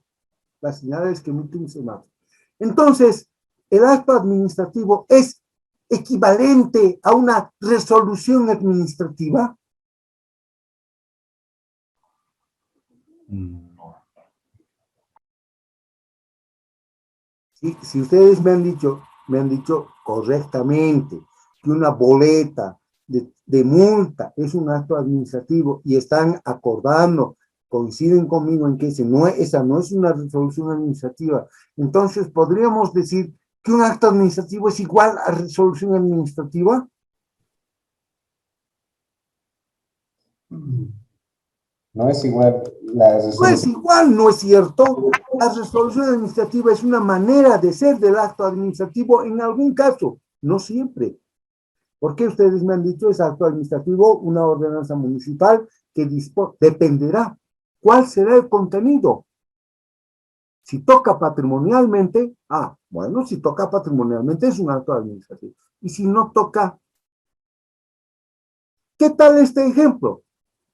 Una resolución administrativa que dispone que los fondos o los montos que están en la partida X se van a ir a la partida Y. ¿Es un acto administrativo? No, no, porque no afecta el patrimonio. No afecta el patrimonio de nadie, ¿no es cierto? Bueno, estamos pasando las monedas del bolsillo izquierdo al bolsillo derecho. No está afectando el patrimonio y es una resolución administrativa. Entonces, vuelvo a preguntarles, ¿acto administrativo igual a resolución administrativa? No. No. No, de ninguna manera. De ninguna manera. Error en el que redactó esto. No sabe. No sabe. Es lo mismo. Si yo me presento ante ustedes en la primera clase presencial y les digo, saben, miren, me he puesto un enterizo azul. Tengo aquí un short rojo y me lo pongo, un calzoncillo rojo y está por encima. Tengo unas botas rojas, una toalla roja colgada a la espalda. Y les digo, soy Superman. ¿Me creen o no me creen? No. No me creen, ¿no es cierto? Pero ¿qué tal si me ven volar? Con mi vista de rayos X estoy derritiendo el hierro. Y salvo a la chica. Y la kriptonita me aniquila. ¿Soy o no soy Superman? Sí. Sí. Entonces dependerá de los efectos. Dependerá de lo que hace el que dice que es Superman. Si actúa como Superman ¿no? Levanta pesos imposibles para el ser humano, vuela, salva a la chica que está a punto de caerse del helicóptero, la kriptonita lo liquida o lo mata. Ah, entonces Superman. Entonces, las apariencias engañan. Las resoluciones administrativas no son equivalentes a acto administrativo. Ese es el error en el libro que, aunque de buena fe lo ha escrito don Pablo Dermisaki. No dice actos administrativos, dice las resoluciones administrativas. Y ese es un grave error conceptual. Ahora, ¿para qué tanto lío que si los derechos subjetivos, los intereses legítimos y tal? Lean este parágrafo segundo. Señores, los proponentes podrán impugnar las resoluciones emitidas. Error. ¿Qué debió decir? Los actos administrativos. ¿Sí o no? Por eso, lean ahora conmigo. Ya saben ahora algo, más de lo que no sabían hasta ayer. Siempre que esos actos administrativos, miren, lesionen o puedan causar perjuicio, ¿a qué dice? ¿A qué le han puesto? A sus, lean por favor. Intereses. Legítimos intereses. ¿Qué debieron poner aquí?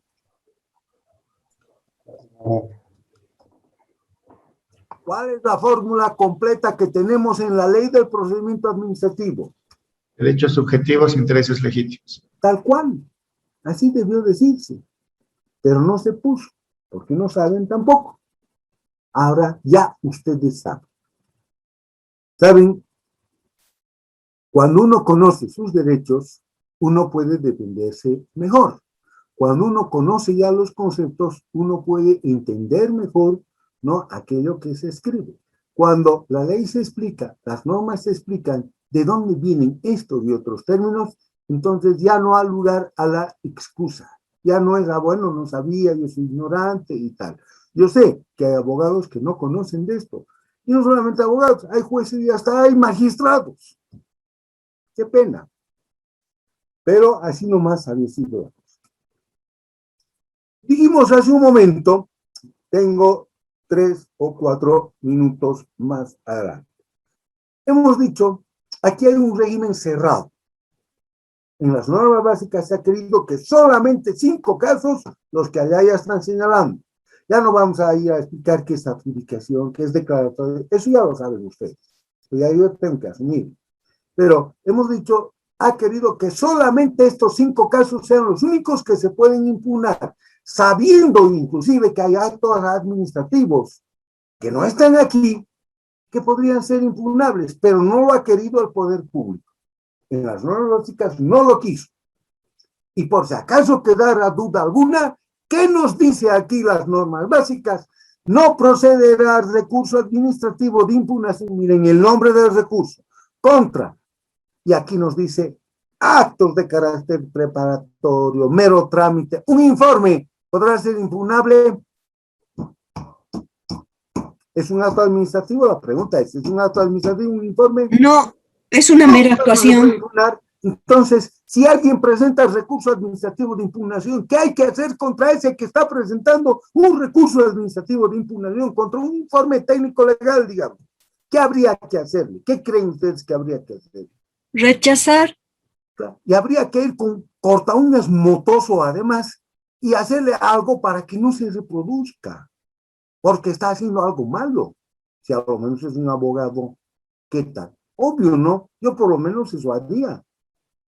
O iría con una lima de uñas y, mira, sabes, tú no puedes tener hijos. Sería irresponsable de tu parte, porque les vas a enseñar que uno puede presentar un recurso administrativo de impugnación contra un auto de carácter preparatorio o de mero trámite, incluyendo, dice, informes, dictámenes o inspecciones. Y miren cómo cierra el artículo. Ni contra ningún otro acto o resolución mayúscula. Eso sí, se cuidan de poner las mayúsculas, de poner el lenguaje inclusivo, que ahora está incluso hasta pasado de moda, ¿no es cierto? Porque ya no son obreros y obreras, sino que tendrían que ser obreros, obreras y ¿qué más?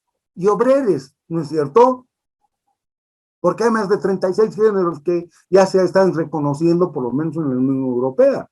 Entonces, Pero eso sí, se preocupan de esos disparates y no se preocupan de redactar mejor cómo son o debieran ser las normas. Bien, vamos entonces en los últimos 4 minutos. Es que no se necesita más. Si los conceptos ya están claros, o por lo menos ya han sido explicados, el resto viene por añadidura. Los plazos determinados aquí serán plazos máximos, comenzarán a computarse. Ya sabemos a partir de cuándo se computan. Si hoy día nos notificaron con la adjudicación cuándo comienza a correr el plazo para presentar la impugnación. Hoy viernes a las 4 de la tarde nos notificaron cuándo comienza a correr el plazo. ¿Cuál es el día 1? El lunes. El lunes. El lunes. Ya, entonces comenzarán a El lunes. computarse a partir del día hábil siguiente, aquel en que tenga lugar la notificación. Y su vencimiento será a la última hora del último día hábil del plazo determinado. Bueno, ahora ya puedo hablar con alguna libertad, ¿no? ¿Hasta qué hora trabajan las administraciones?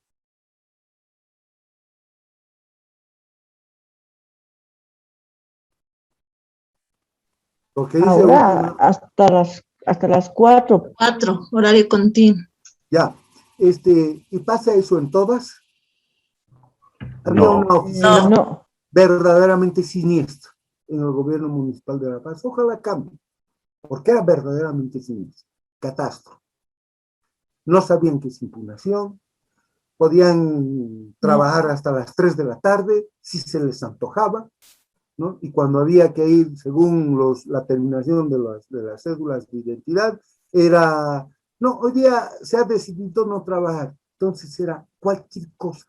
Si había alguna oficina siniestra, ese era el catastro en la alcaldía. Y no lo digo yo, lo ha dicho un informe que no lo han publicitado en su momento. Es una pena, el alcalde que salió, el exalcalde, yo creo que nunca le contaron, ¿no?, la mala imagen institucional que tenía la oficina de catastro municipal. No sé cómo será ahora. Ojalá cambien algunas cosas. ¿Quiénes van a resolver los recursos administrativos de impugnación?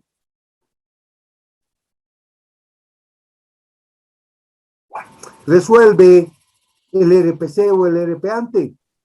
La MAE. Muy bien, la máxima autoridad ejecutiva de la entidad convocante. Está operando un control en doble instancia, porque quien decidió la adjudicación, por ejemplo, es el RPC y quien está resolviendo es la MAE, pero es en única, o sea, no hay otro recurso fuera del administrativo de impugnación. Están jugando a la revisión del control en doble instancia, aunque no hay doble instancia propiamente dicha. Eso es lo que ocurre en las normas básicas. ¿Y qué tal si la MAE no delegó nunca? Y ella, miren, la redacción es pésima. Cuando por la estructura de la entidad la MAE asuma las funciones, ¿cómo va a asumir las funciones? Delega la función que él tiene de estar al frente de la contratación a un RPC o RPA. No es que asume las funciones del RPC o del RPA, ese es un error, y es un pésimo error. El que ha redactado esto, por favor, el corta uñas motos, hay que evitar que se reproduzca a futuro. Entonces, cuando la MAE, ¿no?, es quien dirige personalmente la contratación, entonces, ¿quién ha de resolver la impugnación? La entidad que ejerce tuición sobre esta.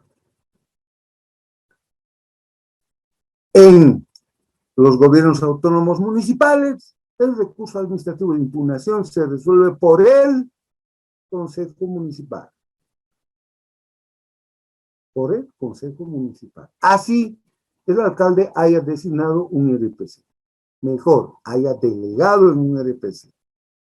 En las asambleas departamentales y regionales, los recursos administrativos serán resueltos por el REA.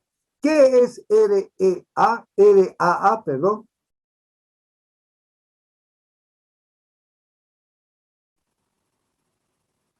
Responsable De la asamblea. De la asamblea. de la asamblea. Eso es RAA. Antenoche me olvidé de darles esa tarea. Y listo. Formalidades para la presentación. El recurso se presenta por escrito, donde se identifique al presentante y en su caso el poder, acompañando el poder de representación. Esa es la tragedia de este pobre país. Se ocupan de estos disparates, de poner mayúsculas donde no deben, de poner, enredarse, ¿no? El o la recurrente, el o la máxima autoridad, y hasta eso ya pasó de moda, porque ahora deberían ser con E también. No son todas y todos, son también todes. Documentación adjunta, y podrán presentarse los argumentos, debieran presentarse los argumentos. Reglas sobre notificaciones, serán realizadas vía electrónico o fax. Amparo, ¿usted sigue manejando fax? No, doctor, ya con la computadora, ya no con el WhatsApp. ¿Ya quién maneja fax? Ni yo, que yo soy viejo. Ya ni me acuerdo cómo se manejaba el fax. Serán realizados vía correo electrónico. ¿Correo electrónico? ¿Dónde debería ser? A través de la mensajería electrónica, punto. ¿Qué correo electrónico? ¿Quién lee su correo electrónico? El institucional lo leen ustedes una vez al día, eso me lo han dicho. En cambio, en su WhatsApp y en Facebook están colgados todo el santo día, ¿o no es así? Así es. Bueno, sí. Entonces, ¿qué es lo que se debiera emplear? La mensajería electrónica, correo electrónico, ya pues pasó eso de moda. Listo. Requisitos para la presentación, será interpuesto hasta el RPC o RPA, pero lo ha de resolver la MAE. ¿En qué plazo? 3 días. ¿Les parece un buen plazo?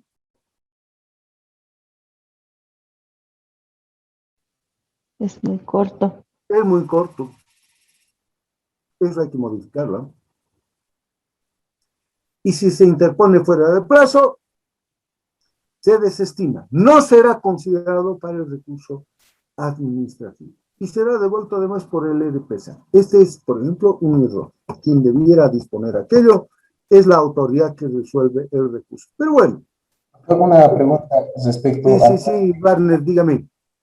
Respecto al plazo de impugnación, si decíamos que corre a partir del día siguiente, entonces en este nos corta todavía mucho más, ¿no es cierto? A partir de la fecha de la publicación, que puede ser hasta última hora del día. Ya, ¿no? Pero es a partir del día siguiente hábil. Entonces, si nos notificaron un lunes, entonces día 1, ¿cuándo ha de ser? Martes. Martes, miércoles y jueves. Tiene usted hasta el jueves, hasta las 3, 4 de la tarde, no sé cuál será el horario de esa oficina, como vimos un holgorio, entonces hasta las 4 de la tarde del día jueves. Tiene ese tiempo para presentar el recurso administrativo de impugnación. Y como han dicho sus compañeros, sálvese quien pueda, porque ¿qué tal? Si hay que considerar aspectos técnicos, hay que desarrollar fórmulas, etcétera, es un plazo, en muchos casos, ridículo. O sea, está como pensado para que no puedan impugnar. Pero además, hay que pagar.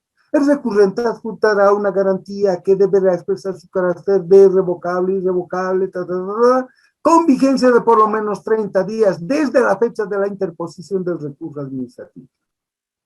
Hay que movilizar capital para presentar el recurso. Más inconstitucional que esto, yo no sé. ¿Vieron cómo están sus normas básicas? Entonces, esa garantía contra la resolución de aprobación, el 1% del precio referencial. Contra la resolución de adjudicación o la de declaratoria de cierto, el 1% del monto de la propuesta. ¿Qué tal? Inmovilicen, vale 5 millones la propuesta. ¿Cuál es el 1% de 5 millones? 1% de 5 millones, señores. Si el 10% son 500,000, el 1%, ¿cuánto será? 50,000. 50,000. A ver, inventen 50,000 de hoy a mañana. $7,500. Inventen de hoy a mañana. Imposible. Así están las cosas. O sea, no lo vean solamente desde el lado del Estado, señores. Suspensión del proceso de contratación. No está hablando de la suspensión de la contratación para que sea una causal más de interponer el recurso, sino que se interpone el recurso y se paga. Este es un caso extraordinario. Por regla, los recursos no interrumpen ni suspenden un procedimiento en curso. Esta es una de las características propias que tenemos en las normas básicas. Y trámite del recurso, aquí tienen ustedes toda la ruta, se llama la ruta procesal que debe seguir el recurso. Y la MAE deberá pronunciarse, dicen un plazo máximo de 5 días, es también muy poco, pero es casi el doble de lo que tiene uno para impugnar. Más fácil siempre ha de ser resolver, ¿no?, que presentar la impugnación. Y, finalmente, la resolución que resuelve el recurso administrativo de impugnación no admite recurso administrativo ulterior, abriéndose la vía judicial. Ernesto, ¿qué hora es la vía judicial? Don doctor, el contencioso administrativo. Eso, listo. Y el 99, que ya es el final, bueno, hay todavía algunas disposiciones más. ¿Cómo se resuelve? Ahí tienen ustedes las formas de resolver. ¿Qué pasa si no se pronuncia? El silencio administrativo. Y finalmente el agotamiento de la vía, cuando se dicta la resolución, se resuelve, perdón, el recurso administrativo, o vencido el plazo y no hay recurso, entonces ahí todo terminó. Una vez agotada la sede, se devuelven las garantías. Aun cuando se devuelvan, de todas maneras sigue siendo inconstitucional. Ahí está la devolución de garantías. ¿Alguna pregunta, señores? Ya estamos en 21 y 25.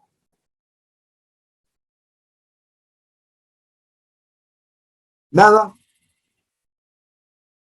Doctor, Pregunta sobre la fecha de presentación de sus mapas conceptuales. ¿Cuándo quieren presentar? ¿Quieren presentar esta noche a las 10? ¿Quieren presentar mañana a las 12? ¿O quieren presentar el domingo a las 12? No tienen otra opción. El lunes. El domingo. El domingo, doctor, por favor. domingo del próximo mes. ¿Quién fue el que dijo eso? Deje su nombre y traigan el corta uñas. Hasta, ¿qué tal? Este lunes a las 23:55 puede ser. Sí. Sí, por favor. Le vamos a pedir a Héctor Por que favor. habilite la Súper. plataforma en plataforma, no a mi correo, no a mi WhatsApp, no charlitas con el docente a espaldas del resto de los compañeros, no, nada. Doctor, ¿sí? Por favor que Héctor tenga la precaución. La vez pasada ha habido dificultades por la cantidad de páginas que habían escaneadas para subir y le cuento que había problemas para subir el material, entonces había que ir cortando el material para poder, para que la plataforma, como está limitada, acepte, por favor. Ya, si tienen PDFs muy cargados porque hay colores, hay figuras y tal, yo les aconsejo compriman sus PDFs. Hay el servicio online, hay PDF, Smart PDF, Compres PDF, pregunten y compriman sus PDFs. Cuidado que presenten un PDF de 30 megas, o sea, ¿qué plataforma va a aguantar? Y los pueden comprimir, les cuento que los pueden comprimir y muy bien. Ya, yo le voy a hablar de todas maneras a Héctor para que les facilite en su plataforma. ¿Algo más, señores? No, doctor. Hasta el lunes, entonces. ¿Son felices? Muy felices porque nos ha dejado hasta el lunes. ¿Y la evaluación, doctor? Yo hago sobre la base, tengo ya su asistencia y la asistencia les habilita para la evaluación. Yo voy a presentar la evaluación en el curso de los siguientes días. Supongo que hasta el día miércoles, jueves máximo, tendría yo que tener ya la evaluación lista y podrán ver ustedes en plataforma, porque en plataforma tengo que consignar la nota que han alcanzado. ¿Vale? Ya. Muy bien. Señores, bien, doctor. ha sido Gracias. como siempre un placer y un privilegio en lo que a mí toca el haber contribuido en algo a su formación a nivel de posgrado, en un curso de postítulo como es en el Diplomado de Contrataciones, en el que he sido privilegiado, vuelvo a decir, he sido honrado, nada menos que con la impartición de 2 de los, creo que son 8 o 9 módulos de los que consta. Y bueno, eso significa que hay mucha confianza de parte de las autoridades de la Fundación, pero principalmente de la benignidad de todos ustedes. Les quedo muy agradecido por su atención y espero encontrarme con ustedes en alguna otra oportunidad, si no es en circunstancias académicas, al menos en otras circunstancias ya del orden personal. Somos compañeros todos empujando la barca de nuestra superación intelectual, profesional, en nuestras destrezas, en la que todos, reitero, estamos comprometidos. Muchas gracias por su atención y será hasta una próxima oportunidad. Gracias, hasta luego, doctor. Muchas gracias. Muchas gracias, hasta Gracias luego. por compartir sus Les vaya conocimientos, doctor. Gracias. Gracias, doctor. Gracias. Gracias, doctor. Buenas noches. Muy interesante las clases. Gracias. Gracias. Adiós, Ruth, que le vaya bien, la veo a usted. A Adiós, Mario, que no lo gracias. había visto, recién lo estoy conociendo. Y listo, que les vaya bien a todos. Ana. Gracias, doctor. Igualmente, que le vaya bien. Gracias, doctor. Luego. Gracias, doctor, por todo. Que esté bien. Un abrazo. Igual. Se cuida, doctor. Hasta la próxima.